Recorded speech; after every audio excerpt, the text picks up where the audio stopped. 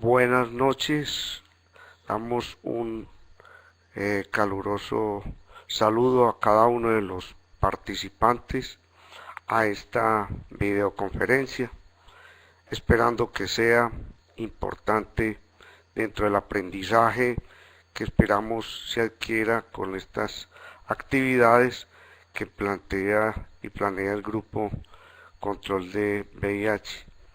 El tema para hoy es un tema de común ocurrencia de selección en los pacientes que asisten a estos servicios, que muchas veces asisten con temor, bien sea por su sintomatología y segundo, por lo que se van a encontrar en dichos servicios, que casi siempre es mucha congestión. Este espacio está como dado para responder a la necesidad de información frente a sus patologías, como además mejorar su calidad de vida y la de tus familias. Cuando un paciente se acerca al servicio de urgencias y va solito o acompañado, lo importante es poderle en ese nivel asegurar una valoración. La valoración siempre la tendrá en primera instancia a cargo de un médico, que es un médico que tiene la fortuna de dominar no solamente la patología por el cual consulta el paciente, sino abiertamente otras patologías como lo clínico, lo traumático, lo del adulto, lo del niño, lo del joven. Y es muy importante que cuando se presente a esta valoración el paciente reciba una clasificación para poder darle oportunamente la atención que se merece y evitar la estancia que tanto aburre a muchos de nuestros usuarios. Lo que se pretende con la clasificación es poder acertar, teniéndole unas preguntas básicas, el conocimiento a qué grado de urgencias se está presentando el caso y poder definir rápidamente el qué hacer, tratando rápidamente de reducir el daño y lo que es el objetivo del médico que atiende la urgencia, que el caso no nos vaya a llegar a la muerte. Una vez se haga esta clasificación, se le va a informar al paciente de qué clase de consulta está teniendo y cuáles son los pasos siguientes a seguir durante dicha atención. Cuando un paciente se presenta al servicio de urgencias, hay que definir dos términos que son cruciales. ¿Será que es una emergencia o será que es una urgencia? La diferencia entre emergencia y urgencia prácticamente radica en la rapidez con que se van presentando los síntomas y si van llegando a dichos síntomas a poner en riesgo la vida del paciente. Es así como en la emergencia un paciente puede presentar en forma súbita un dolor de cabeza asociado a otras tecnologías o síntomas como visión borrosa, náuseas, vómito, de pronto frialdad corporal o alteración de la conciencia. Esto de entrada para el médico facultativo que esté haciendo la clasificación tiene que determinarse un punto crucial en la atención. Este paciente requiere una emergencia.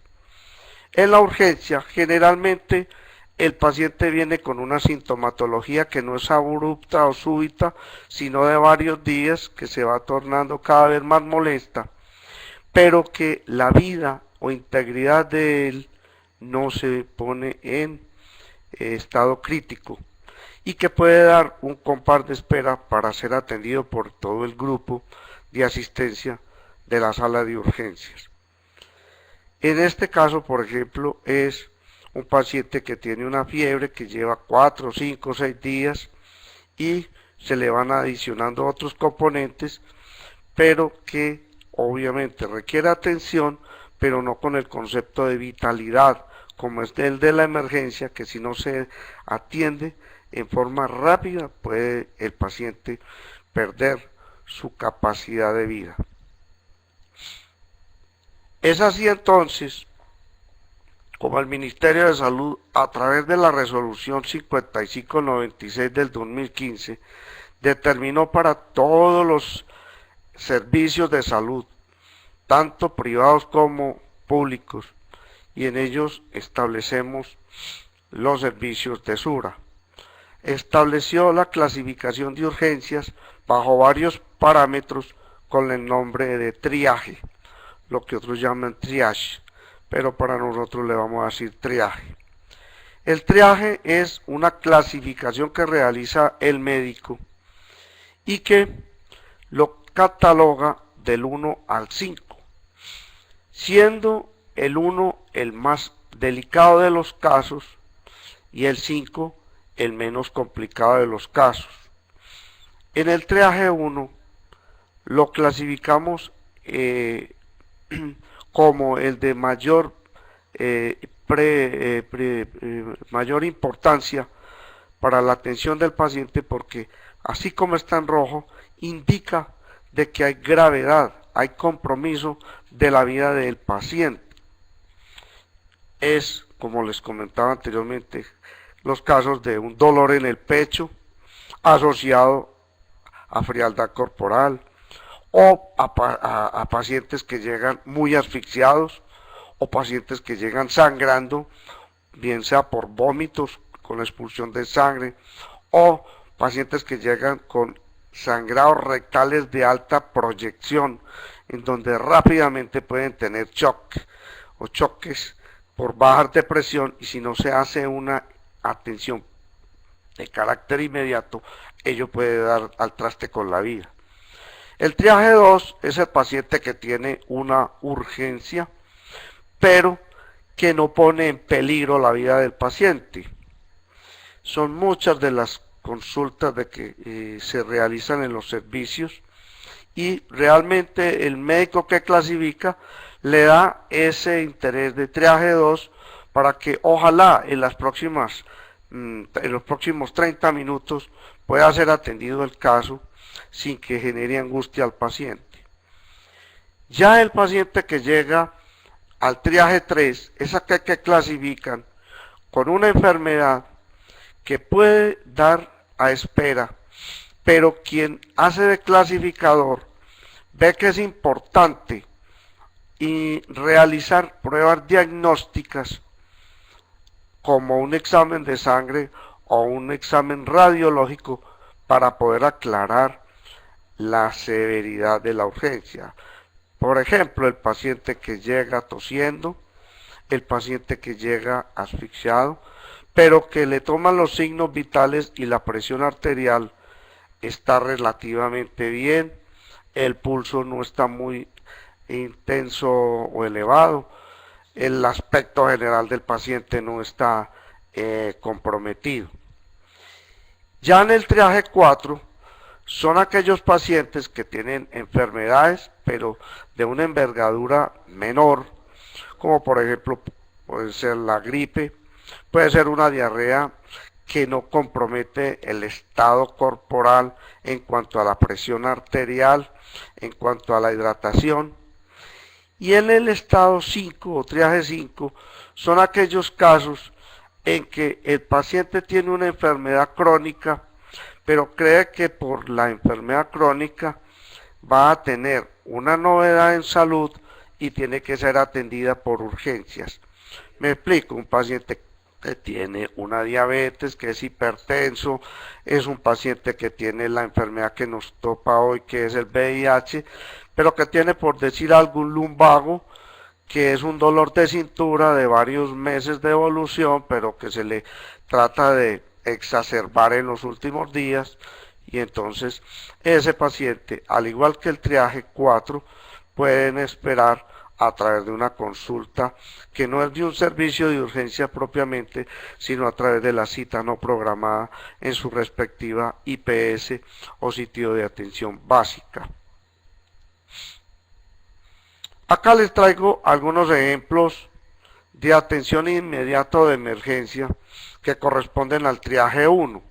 Es el paciente que, por ejemplo, acaba de presentar una convulsión porque es epiléptico o que nunca había presentado una epilepsia y llega convulsionando, lo cual genera tanto en los acudientes como en su grupo social notoria angustia. Pacientes que tienen traumas o heridas graves por colisiones o a través de caídas de altura, o pacientes que tienen dificultad para respirar, sienten realmente que no entra aire a través de sus fosas nasales, su garganta, y que tienen realmente una necesidad de ser valorados porque silba su pecho, porque hay cambio de coloración de sus labios, porque están haciendo un esfuerzo máximo para poder entrar y botar el aire. O otro ejemplo como los que corresponde a los que ingieren sustancias tóxicas o venenos propiamente, o porque toman pastas sin mesura, generando alteración de su estado respiratorio, neurológico y cardiovascular. También pacientes parturientas cuyo trabajo de parto se hace cada vez más progresivo, con inminencia de expulsión de la criatura. Pacientes que han tenido abuso sexual, o vuelvo a mencionar la embarazada con sangrados, lo cual genera harta angustia tanto a la persona, a la dama, como a su acudiente. Y ya otro ejemplo, pues, que es de uno de los momentos más críticos que se ven en los envíos de urgencias, como es el paciente con parada cardíaca o parada respiratoria, donde hay que activar unos códigos especiales para que todo el grupo que corresponda atiendan esta vital emergencia. En la atención de urgencia, por triaje 2, tenemos los ejemplos del dolor de cabeza con síntomas asociados, que nosotros los médicos llamamos con síntomas en bandera. Son pacientes que tienen un dolor de cabeza con pérdida de visión por uno o ambos ojos, con náuseas, con vómito, que pueden presentar destellos, luces, pueden imágenes grandes o imágenes pequeñas, o que están presentando cambios de comportamiento. Vuelve a estar el paciente epiléptico que de pronto ya tuvo el evento epiléptico hace un rato y de todos modos el paciente, su acudiente, su familia deciden llevarlo más tarde. La embarazada que está sin sangrado pero que tiene dolores abdominales, las heridas que necesitan puntos de sutura pero que no comprometen órganos vitales, los pacientes que tienen infecciones de heridas quirúrgicas o suturas previas, pacientes que tienen dolor abdominal, que tienen más de 5 días de evolución, aunque hay casos en que se llevan menos días, menos o escasas horas, pues pasan a ser del carácter del triaje 1, o pacientes que tienen fiebre sin mejora después de una primera, segunda consulta, donde realmente el síntoma agobia y angustia también por la salud del paciente. Ejemplos de triaje 3, que son los que nosotros llamamos atención de consulta prioritaria. Son pacientes que van porque tienen estreñimiento, porque tienen cólicos menstruales, porque tienen dolores o masas testiculares, porque están preocupados por una revisión de una sutura, porque tienen malestar gripal o malestar general, o tienen una tos crónica sin síntomas asociados. Estos pacientes se les da la prioridad, pero cuando el médico considera de que debe estar en urgencias se les adiciona algún examen para poder definirle realmente si el manejo va a ser por ese nivel o si va a ser por el nivel de la consulta general.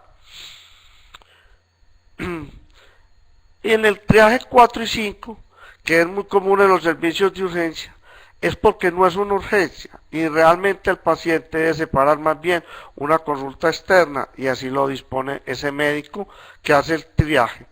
Son pacientes que requieren atención médica para no permitirles que hagan una espera prolongada en estos servicios y se les remite para que sean atendidas en su IPS, ojalá en las siguientes 24 horas a esta consulta. Es por lo que nosotros llamamos consulta médica sin prioridad. En estos triajes generalmente son pacientes que muchas veces hacen la consulta más porque les da cierto temor al ausentismo laboral y quieren definir su situación a través de estos servicios. Para el médico que atiende la urgencia en paciente con VIH es fundamental que ustedes le reporten, ojalá siempre al momento de la clasificación, cuál es el estado inmunovirológico, porque ello tiende mucho a ayudar en el triaje. Es fundamental conocer si el paciente tiene una carga viral indetectable y si el paciente está con unos linfocitos por encima, ojalá de 500. Ello da pie para pensar que si la consulta que el paciente realiza en el servicio genera angustia, el médico trate de informarle o tranquilizarle diciéndole que es muy probable que la infección, si es que está presente, corresponde a un germen de la población general, no a oportunistas que son más frecuentes en pacientes inmunosuprimidos o aquellos que tienen CD4 por debajo de 200, donde oportunismos virales por hongos u otras bacterias pueden dar también compromisos importantes. Yo trato en esta diapositiva, para los que de pronto no van al pie, responde a la 11, de enunciar como las enfermedades más comunes solicitan los servicios de urgencia, y son las respiratorias, las gastrointestinales, las urológicas, las de origen febril, algunas neurológicas, las que comprometen la piel y otras que más adelante mencionaré. Dentro de las afecciones respiratorias, las podemos dividir en agudas y crónicas. Las agudas son, como su nombre indica, de reciente aparición, no más de 4 días. Generalmente no ponen en riesgo la vida del paciente, son por virus y que el diagnóstico más común corresponden a la rinitis, las rinofaringitis, la sinusitis, las otitis y que pueden ser clasificadas para atenciones no programadas. Dentro de las crónicas son afecciones donde ya se tienen consideración oportunismos y ahí entran clasificables la tuberculosis y algunas neumonías por gérmenes oportunistas como el Pneumocystis jirovecii. Son enfermedades que pueden dar traste en personas inmunosuprimidas menores de 200 CD4 con cargas virales generalmente elevadas. Son para que el médico que clasifica las tenga en consideración y generalmente la sintomatología es crónica con periodos de agudización, que ahí es donde realmente se tornan peligrosas estas enfermedades crónicas. Un grupo a tener en consideración, no necesariamente se requiere ser portador del VIH, y es el grupo de los asmáticos. Son pacientes que tienen alergias del tracto respiratorio inferior, en donde por contaminación ambiental, por aeroalergenos o por virus secundarios, sobre todo después de una infección gripal, en forma refleja se les obstruye la vía aérea alta, intermedia o baja. Alta es nariz intermedia laringe o baja los bronquios y van generando síndromes de dificultad respiratoria que pueden generar incluso aumento del trabajo respiratorio, compromiso de la función ventilatoria, ahogamiento, y es una causa de atención de prioridad cuando se compromete la sintomatología respiratoria, llevando el paciente, si no se atiende con propiedades de rapidez, a un paro respiratorio. La sintomatología más común de las infecciones respiratorias son en general la asfixia, obstrucciones nasales, dolor en el pecho al respirar o al toser, decaimiento, cansancio, fiebre que casi siempre acompaña al cuadro, que generalmente son de 2 o no más de 4 días y que generalmente ceden solas y que muchas veces con terapias caseras como líquidos o analgésicos pueden ser suficientes para detener la evolución. Tener en cuenta que una fiebre que lleve 5 o más días asociada a síntomas respiratorios, esas sí son motivos para ser evaluados en los servicios de urgencias. Las fiebres no es una enfermedad, la fiebre es la respuesta como el organismo puede tratar de librarse del intruso, llámese virus, llámese bacteria, llámese el hongo que acaba de entrar al organismo. Las fiebres agudas son aquellas que no llevan más de 3 días de evolución y que al igual que la población general se presenta en más del 70% por causas de los virus. Si una persona tiene una inmunidad competente, o sea, tiene 500 o más CD4, e incluso los que tienen 200 o más CD4, se pueden defender a un grado tal que esa fiebre aguda no conlleve a riesgos posteriores.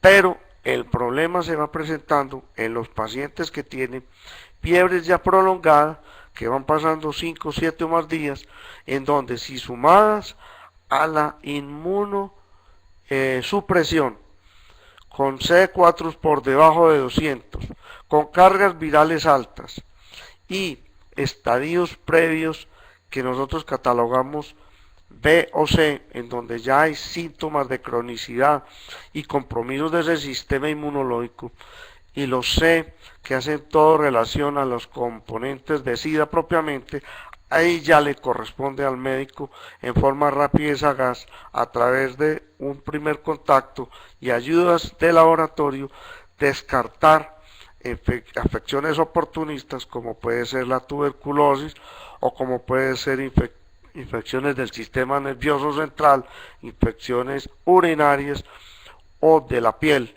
como pueden ser también tumores asociados a síndromes febriles prolongados.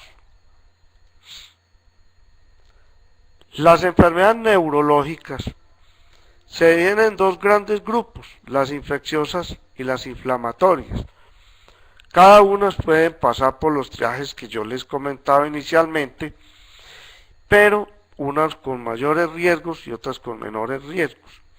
Hay enfermedades infecciosas de altos riesgos, como son las meningitis o las meningoencefalitis, que son infecciones generalmente presentes en personas muy inmunosuprimidas, con linfocitos muy bajos o con cargas virales muy altas. Y cuando yo hablo de esto, me devuelvo a decirles que es más en pacientes que llevan una adherencia muy pobre en la terapia antirretroviral.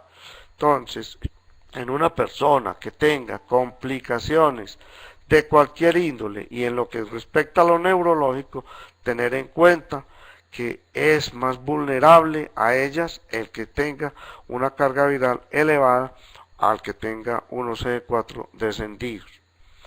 Otras enfermedades infecciosas son la tuberculosis del sistema nervioso central o meningitis tuberculosa, la criptococosis, que es una enfermedad que se caracteriza en inmunosuprimidos por dolores de cabeza altísimos acompañados por problemas de alteración en la visión y mucho vómito.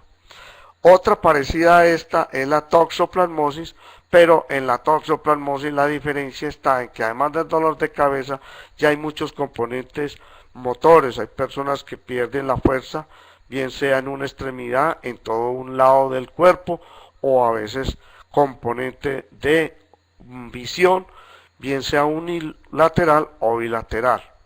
El citomegalovirus es otro germen muy frecuente que produce infecciones del sistema neurológico, atacando el cerebro en su masa cerebral con pérdida de propiedades de conocimiento, motricidad y sensibilidad.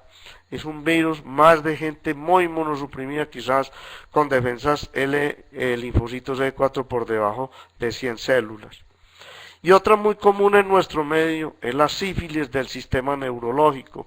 Pacientes que adquieren esta infección de transmisión sexual y quedan por un tiempo largo en estado de latencia y que posteriormente se detectan porque con una serología en sangre alta, y alta puede ser 64 diluciones o más, tenemos que recurrir a las funciones lumbares, estudios de líquido cerebral en donde se encuentran estas infecciones.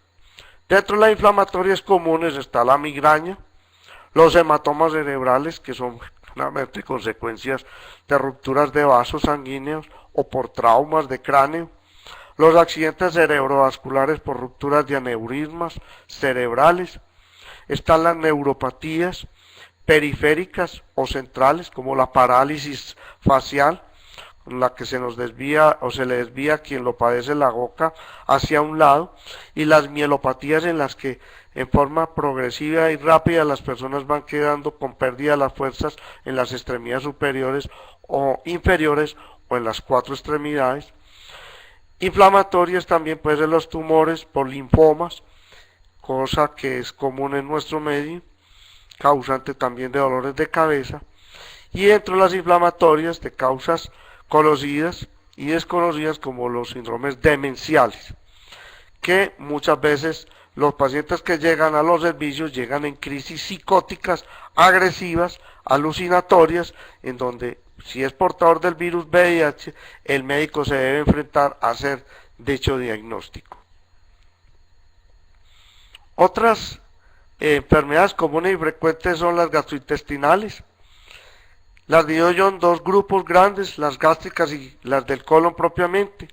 Las gastritis, los reflujos gástricos, que es la sensación de acidez que se devuelve de la parte intermedia del abdomen hacia la garganta.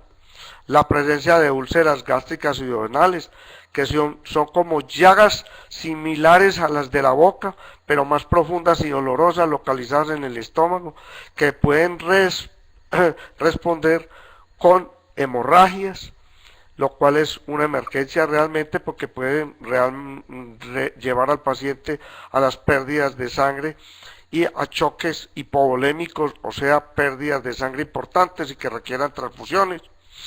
Y otras menos graves que son las dispepsias o intolerancias alimentarias comunes en nuestro medio por intolerancia a ciertos alimentos, en este caso a los lácteos. Las colitis se pueden dividir en agudas y en crónicas. Agudas infecciosas o agudas parasitarias, siendo las infecciosas tan frecuentes como en las personas de la población general, siempre y cuando la persona esté con una adecuada defensas o linfocitos CD4. Pero en aquellas personas que ya tienen una inmunosupresión, ya empiezan a presentar diarreas crónicas que siempre hacen pensar en procesos inflamatorios más delicados por presencia de tuberculosis o por algunos virus como el citomegalovirus o colitis ulcerativas, donde realmente el paciente puede tener problemas de sangrados. Las urológicas se reparten entre infecciones altas y bajas, siendo la pielonefritis y la cistitis se manifiestan muy similares: ardor, dolor para orinar, dolor en las fosas renales, fiebre, y generalmente están acompañadas de cálculos. Otro síntoma común son los varicoceles o dolores testiculares o las orquiepidimitis, que son realmente crecimiento uni o bilateral de los testículos, generalmente después de las relaciones sexuales que se hacen sin protección. Igualmente, manifestaciones urológicas que comprometen a todo el grupo. Las infecciones de transmisión sexual, las menciono: sífilis, uretritis por gonorrea, uretritis no específicas, herpes en el pene, herpes en la región vaginal, condilomas y otros como el molusco contagioso. Afecciones de la piel por urgencias comunes: los herpes simples, que son vesículas sectorizadas en poca extensión, o lo que es más común, el herpes zóster o culebrilla, que ya es de mayor envergadura o extensión. La varicela, que es una infección también por el herpes, pero sin manifestación zonal, sino ya difusa, con vesículas, costras y pápulas altamente pruriginosas y acompañadas de fiebres muy altas. Los hongos, que acompañan múltiples zonas, generalmente genitales, en el pecho o espalda.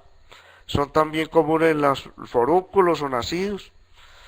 Las lesiones de la sífilis cutánea o del secundarismo, cuando pasa la sífilis ya a ese estadio, y los verrugas anogenitales. Todas estas datos que yo les doy son consultas que se hacen a veces por los servicios de urgencias. Hay lesiones inflamatorias y tumorales de la piel, como dermatitis seborreicas, que es la caspa propiamente, que puede afectar las cejas, que puede afectar los bordes de la nariz. Ya cosas más peligrosas que hacen pensar en avanzados estados del VIH, que es el sarcoma de Kaposi. Son lesiones nodulares de color violáceo, generalmente se van haciendo múltiples, lineales, múltiples sitios. Los tatuajes, que muchas veces las personas recurren a este tipo de pigmentación de piel, se pueden infectar, generar infecciones o celulitis. Las dermatitis por contacto en aquellas personas que trabajan con productos químicos. Algunas personas consultan por caídas de cabello en forma progresiva o súbita, y otras consultan por efectos relacionados a brotes en la piel, por los antirretrovirales, cuando generalmente empiezan la terapia, cosas que se manifiestan entre 10 a 14 días de iniciados dichos esquemas. Tenemos manifestaciones oculares, como la conjuntivitis aguda y crónica. La diferencia está en el tiempo. Se entiende por conjuntivitis aguda aquella que lleva menos de 10 días de evolución, y crónica obviamente más de 10 días, con secreción en los ojos, ardor, molestias a la luz, algunas veces los famosos orzuelos que dan en los bordes de los párpados, los herpes oculares, que ya es una enfermedad más del médico de consulta o del mismo servicio de urgencias, donde si no se atiende pueden haber lesiones significativas y daños de la córnea con opacidades que pueden ser de tipo irreparable. Cuerpos extraños por caída de piedritas u objetos metálicos a alta velocidad, sobre todo los que trabajan con tornos. La retinitis por el citomegalovirus, son personas que van perdiendo de forma progresiva y rápida la visión, sobre todo cuando están en fases de SIDA. Lo mismo la toxoplasmosis, en donde ya requieren manejos muy especializados, no solo en un consultorio de urgencias, sino ya manejo de urgencias oftalmológicas. Y presencia de tumores que ya pues prácticamente hacen parte de lo que maneja el médico especialista. Y una última diapositiva que la traigo yo acá, por lo que se está viendo, y es el fisting vaginal o anal, que consiste en la introducción de cuerpos extraños, rígidos, semirrígidos o duros, con fines de estimulación, bien sea individual o de pareja, lo que conlleva a complicaciones como dolores agudos o a los desgarros o perforaciones por franquear o intentar pasar un objeto de los que le mencionaba a través de un órgano que no está preparado para ello, en donde pueden llegar a complicaciones tan delicadas como una perforación de un intestino o de una vagina, llevando hemorragias críticas y peligrosas. Esto es así a grosso modo lo que se extrae de las consultas de urgencias, donde algunas son de ese carácter de severidad, otras de urgencia y otras que pueden ser manejadas por las citas no programadas que les ofrece la IPS, donde están ustedes asignados. A continuación, entonces, para las dudas, damos este espacio para que nos hagan llegar la inquietud respecto del tema que hoy se trató. Muchísimas gracias. Voy a dar la palabra a las siguientes personas para las preguntitas. Voy a hacer una, Ronnie, Poseidón, el Goloso. Mientras llegan las preguntas, los invitamos muy cordialmente al próximo tema, que será el martes 19 de junio y versa sobre vida en pareja, tema importante para el modo de vivir de cada uno de nuestros usuarios en el programa. Les recuerdo que al final de la videoconferencia les rogamos el favor de responder el cuestionario sobre la calidad de la charla y las inquietudes que ustedes tuvieron al respecto. Voy a hacer una, nos pregunta, ¿en la sede de salud en Casa de la América atienden urgencias? Realmente la sede no está habilitada para atención de urgencias. La sede está acreditada para atención de consulta no programada, por ser un nivel básico de atención y porque nosotros adolecemos de todo lo que concierne la atención básica de una urgencia, como es el equipamiento, el recurso médico y todo lo asistencial para la consulta de este tipo de atención. Poseidón nos pregunta: si tengo mucho dolor de cabeza, ¿puedo tomar acetaminofén a dosis bajas? El dolor de cabeza tiene muchas presentaciones. Puede tener una presentación focal, o sea, local, puede ser general, puede ser en punzación, puede ser en opresión y puede ser acompañado de algunos síntomas como visión borrosa, náuseas, vómitos o presentar cambios de comportamiento. Si es un dolor de cabeza de leve intensidad que no se acompañe de otros síntomas, donde no hay componentes neurológicos asociados y que el paciente ya ha vivido esta percepción de dolor de cabeza en anteriores veces, con el solo hecho de tomar un par de acetaminofén puede observar qué pasa en las próximas 6 u 8 horas. Si este dolor de cabeza va aumentando, se está tornando gravativo se entiende por gravedad, es mejor consultarlo por la parte de la cita no programada, si no hay los componentes que yo le decía de compromisos extras, o si el dolor se dio, pues dar como un dolor de cabeza de pronto tensional o migrañoso que se abortó o se dio fácilmente. Cali VIH me pregunta, soy de Cali, mi pregunta es por qué a nosotros las personas con VIH nos tienen en un programa especial, donde solo nos atienden en la IPS Salud en Casa, odontología en IPS La Flora, donde es humillante que las odontólogas se ponen dobles guantes como si el VIH se les fuera a contagiar por las manos, y una urgencia si nos atienden donde sea. Cabe aclarar que no estoy de acuerdo que nos atiendan en sitios especiales. El VIH no es una enfermedad contagiosa por estar en el mismo lugar con otras personas que no tienen VIH y por tanto nos deberías atender en cualquier IPS. A ver, la respuesta es la siguiente. Lo que se pretende es que en materia del VIH, el grupo de atención sea un grupo capacitado en el tema, es decir, en la enfermedad.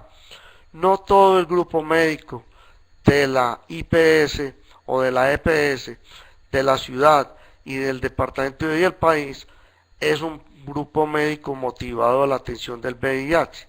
Conocen las generalidades, pero a ustedes los atendemos en forma sectorial porque somos médicos que hemos sido estudiosos del virus y de pronto ello facilita más la atención para cada uno de ustedes porque al estar en manos de un grupo de expertos donde les vamos llevando la historia clínica, vamos conociendo cómo va el sistema inmuno virológico de cada paciente, las enfermedades anexas que vayan teniendo y vamos mirando el comportamiento epidemiológico de la enfermedad. Es por ello de que para ustedes es más fácil que siempre los asista el mismo médico y no estar en sitios diferentes siendo atendidos por médicos que quizás no sean tan expertos en esto. Siempre se ha recomendado que la urgencia sea atendida por médicos capacitados donde realmente deben de conocer los protocolos tanto propios del EPS como los nacionales para brindarles una atención más oportuna. En odontología, en algunos casos se colocan doble guante, de pronto porque puede que instrumentalmente puedan tener un poco ellos de protección como personas, no como de pronto teniendo en cuenta de que haya cierto tamizaje o de pronto estigmatización, sino que ellos también tienen que proteger su mano por los riesgos que hay con el uso de la fresa y con objetos punzantes. Lo otro, aunque la saliva realmente es un poco transmisor del VIH, sí de pronto pueden ser otros gérmenes transmisores a través de la saliva, como el virus de la hepatitis B, y como realmente se va a hacer una atención en secuencia por horarios, entonces eso brinda un poco más de confianza que yo, entre comillas, con la mano pelada, introduzca mis dedos a la boca de cual paciente vaya a atender. Sí. Lo otro es que de sitios especiales, es lo mismo de la respuesta inicial. Siempre se pretende que en todos los lugares o departamentos donde está el programa de VIH, Sura tenga una sede específica para que allí sean manejados por el médico, la enfermera y el grupo de nutricionistas, psicólogos, etcétera, que hacen parte también del programa. Antman nos felicita, dice muy buena presentación, lo que te agradezco de corazón. Antman pregunta lo siguiente: debo informarle debo informarle siempre al médico odontólogo si es forma de urgencia o cita prioritaria que soy portador. Realmente el paciente debe de decirle a su médico y a su odontólogo de que es portador. Sobre todo el odontólogo siempre utiliza estiletes o objetos puntiagudos que pueden generar riesgos para él, y el médico porque realmente a través de la atención médica, a través del estado inmunovirológico del paciente puede clasificar en la urgencia o en la consulta no prioritaria realmente qué clase de paciente va a atender. Es fundamental que se tenga dicha confianza de que el paciente libre espontáneamente lo diga, o el médico a través de una cosa que llamamos antecedentes patológicos lo indague sobre enfermedades infecciosas, y realmente lo que uno pretende es que el paciente con toda sinceridad responda que es un portador. Juanpa nos pregunta: Yo he ido varias veces a consultar por urgencia a Asura de los Molinos porque he tenido gripa por más de 8 días y he sangrado por el ano. Y cuando paso por el triaje me clasifican en 4. Además, lo único que le mandan a uno es acetaminofén y una crema que tiene lidocaína. No recuerdo el nombre. En este caso, ¿qué tengo que hacer para que me corran con la urgencia que tenga? Juanpa, realmente el triaje lo dice claro. Pacientes que tengan una sintomatología que no pone en riesgo la vida del paciente. Yo sé que cada uno de ustedes autoclasifica la situación, pero como en un servicio de urgencias siempre existe lo que yo llamo el 1 y luego el 2. Siempre se le da prioridad al caso de mayor envergadura para pasar luego al que es urgente o prioritario. El hecho de que te clasifiquen en ese grado, triaje 4, es porque ellos, acuérdate que eso está no por capricho de la persona que clasifica, sino por resoluciones donde ponen los ejemplos y entonces a la persona se le debe valorar, se le debe clasificar, se le debe informar y se le debe dirigir al sitio donde le deben de atender su situación médica. Siempre en estos casos te sugiero vayas al programa. Nosotros, bien sea cualquiera de los médicos, te podemos dar en forma ya más total el manejo, bien sea de los síntomas que motivaron ese sangrado, con estudios incluso, cosas que no te van a mandar de pronto en urgencias cuando te clasifican en ese triaje 4 y poderte aclarar el origen de esos sangrados. Juanpa nos da felicitaciones. Te agradezco nuevamente, Juanpa, espero que sí haya sido de tu agrado y te haya llegado un poquito de información a tus dudas. Poseidón nos pregunta, nos dice, gracias doctor Hugo, la presentación estuvo muy clara, te lo agradezco también Poseidón, muchísimas gracias. Espero, verdad, que el tema pues de urgencias, cuando a uno le dicen vamos a hablar de urgencias, es un tema que yo diría es toda la medicina. Realmente yo pienso de que cualquiera, bien sea una persona no portadora o de población general o con el virus, cuando está enfermo uno quiere que le defina la situación de forma inmediata.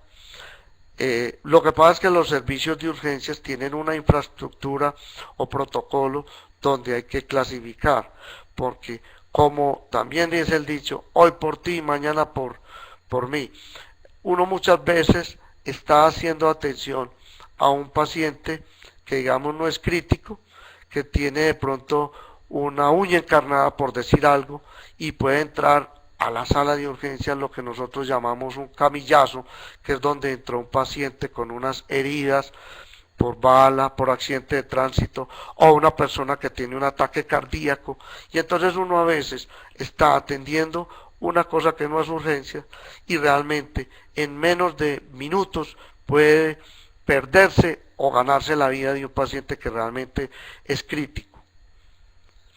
Gaba me pregunta, me da las gracias, cosa que también te la retorno. Yo siento que puedo respirar normal por la nariz, pero todo el tiempo tengo necesidad de tomar aire por la boca y buscar bostezos para poder respirar profundo. ¿Cómo puedo saber si es un problema respiratorio de ansiedad? De entrada es difícil.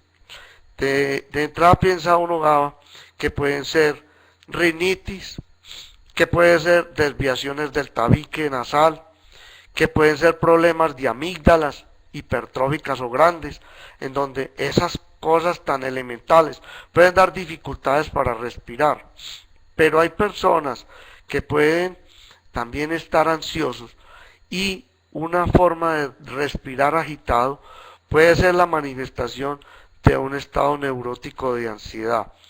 Lo mejor es solicitar la consulta con tu médico, descartar anatómicamente problemas que obstaculicen el normal respirar y si hay realmente ese descarte, mirar en el fondo qué te puede estar generando ansiedad que lleve a respirar en una forma anormal. Es lo que a veces pasa de pronto cuando uno respira en la noche sobre todo llega la noche, apaga la luz y empieza de pronto a reverberar un problema del día, empieza uno a voltearse para un lado u otro y realmente no son los problemas respiratorios, no el problema lo que lo llevó a ese estado. Luna nos agradece, también te damos de parte nuestra las gracias por haberte comunicado. Mi Dios te pague por las frases. José nos dice, buenas noches para todos, qué bueno que existe este espacio, deben evitar que lleguemos a urgencias. Reporto desde Bogotá, las citas están para un mes. Es triste ver cómo una EPS tan buena deje que pase esto. Se debe tratar por fines esenciales de la promoción y prevención y estar articuladas con la ley estatutaria 1751 del 2015. Invito a todos que la conozcan y hagamos uso de nuestros derechos. Un fuerte abrazo para todos.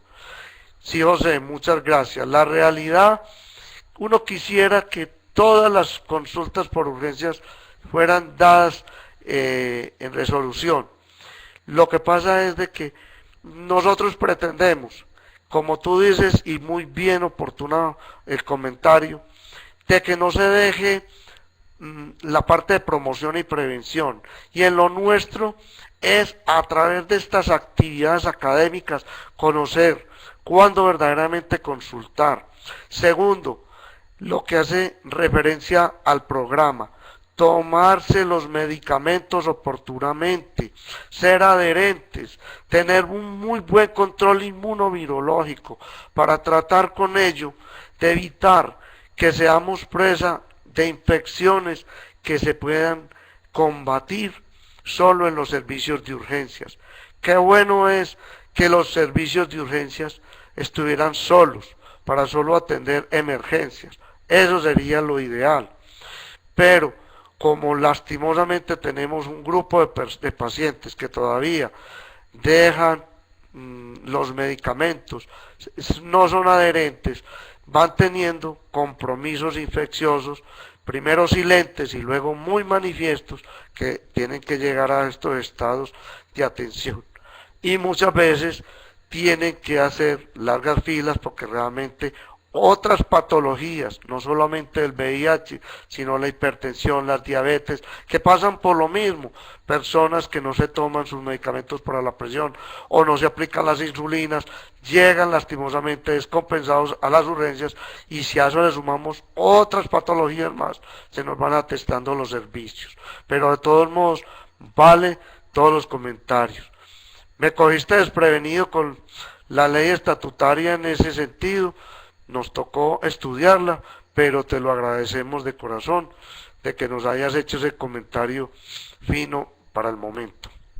Por aras de tiempo le damos la palabra a Alfredo Antonio, a Pepito Pérez, a Dani. ¿Alguna otra preguntita?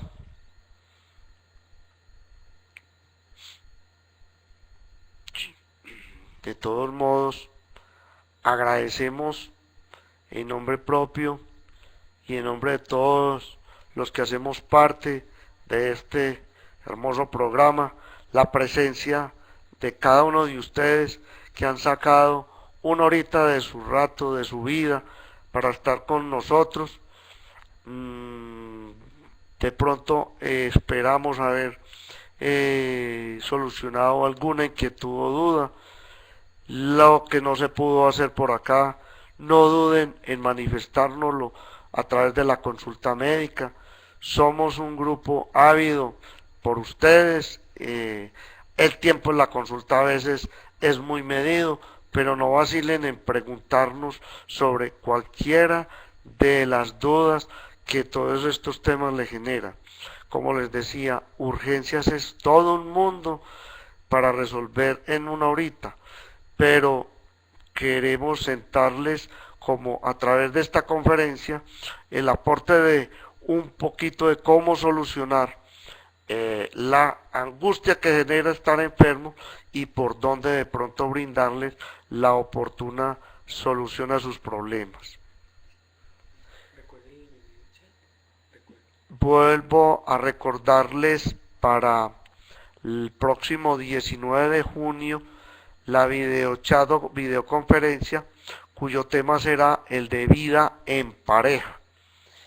Y no olviden, una vez ya terminemos, responder el cuestionario sobre la conferencia.